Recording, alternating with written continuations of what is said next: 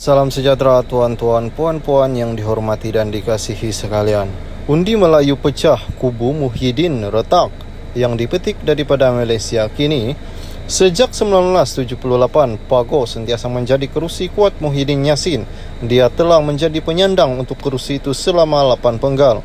Hanya dari tahun 1986 hingga 1995, dia tidak menjawat jawatan itu kerana menjadi Menteri Besar Johor. Dengan rekod itu, Pago dianggap sebagai kerusi kuat BN, memandangkan Muhyiddin ketika itu bersama BN. Bagaimanapun dengan kemenangan Muhyiddin pada 2018 bersama Pakatan Harapan, tanggapan itu ternyata tidak benar. Muhyiddin menguasai 55.2% undi dalam pertempuran 3 penjuru. Pertandingan bawal lambang Perikatan Nasional kali ini masih tidak jelas sama ada dia akan dapat sekali lagi keyakinan pengundi supaya setia. Pada 2018, Muhyiddin mendapat sokongan pengundi bukan Melayu. Sokongan ini perlu dikekalkan jika dia mau memenangi semula kerusi parlimen itu. Dalam rangka menarik undi golongan itu, dia antara mengadakan pertemuan dengan 50 pengundi India di sebuah kedai makan di Taman Pago Jaya beberapa hari lalu. J. Laksmi 56 penyokong lama Muhyiddin antara yang hadir. Dia selalu tolong kita, bagi kita makanan. Dia juga tolong orang susah, katanya.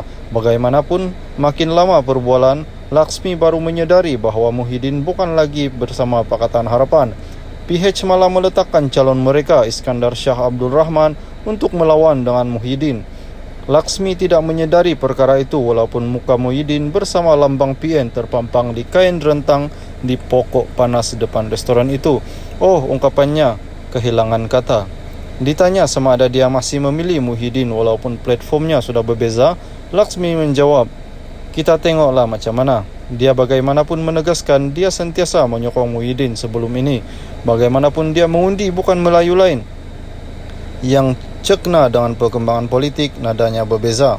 Di sebuah kedai gunting rambut di Bukit Pasir, seorang pesara yang hanya mahu dikenali sebagai Ko berkata dia tidak akan mengundi Muhyiddin lagi. Penyokong PH itu berkata dia akan memilih berdasarkan parti. Jika kita pilih orang, hanya orang itu yang dapat kuasa dan susah untuk melawan kuasa yang lebih besar.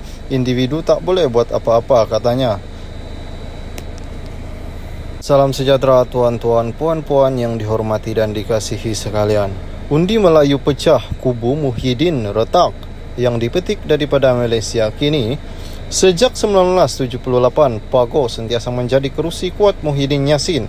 Dia telah menjadi penyandang untuk kerusi itu selama 8 penggal.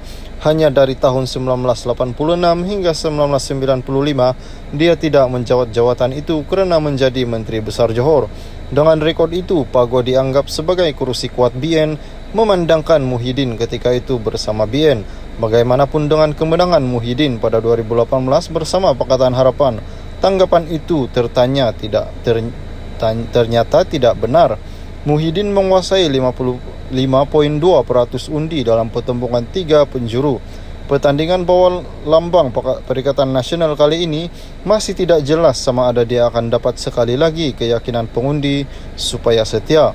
Pada 2018, Muhyiddin mendapat sokongan pengundi bukan Melayu. Sokongan ini perlu dikekalkan jika dia mau memenangi semula kerusi parlimen itu. Dalam rangka menarik undi golongan itu, dia antara mengadakan pertemuan dengan 50 pengundi India di sebuah kedai makan di Taman Pago Jaya beberapa hari lalu. J. Laksmi 56 penyokong lama Muhyiddin antara yang hadir. Dia selalu tolong kita, bagi kita makanan. Dia juga tolong orang susah, katanya. Bagaimanapun, makin lama berbualan, Laksmi baru menyadari bahawa Muhyiddin bukan lagi bersama Pakatan Harapan. PH malah meletakkan calon mereka, Iskandar Shah Abdul Rahman, untuk melawan dengan Muhyiddin. Laksmi tidak menyadari perkara itu walaupun muka Muhyiddin bersama lambang PN terpampang di kain rentang di pokok panas depan restoran itu. Oh, ungkapannya kehilangan kata. Ditanya sama ada dia masih memilih Muhyiddin walaupun platformnya sudah berbeza, Laksmi menjawab, "Kita tengoklah macam mana." Dia bagaimanapun menegaskan dia sentiasa menyokong Muhyiddin sebelum ini. Bagaimanapun dia mengundi bukan Melayu lain. Yang cekna dengan perkembangan politik, nadanya berbeza. Di sebuah kedai gunting rambut di Bukit Pasir, seorang pesara yang hanya mahu dikenali sebagai Ko berkata dia tidak akan mengundi Muhyiddin lagi. Penyokong PH itu berkata dia akan memilih berdasarkan parti.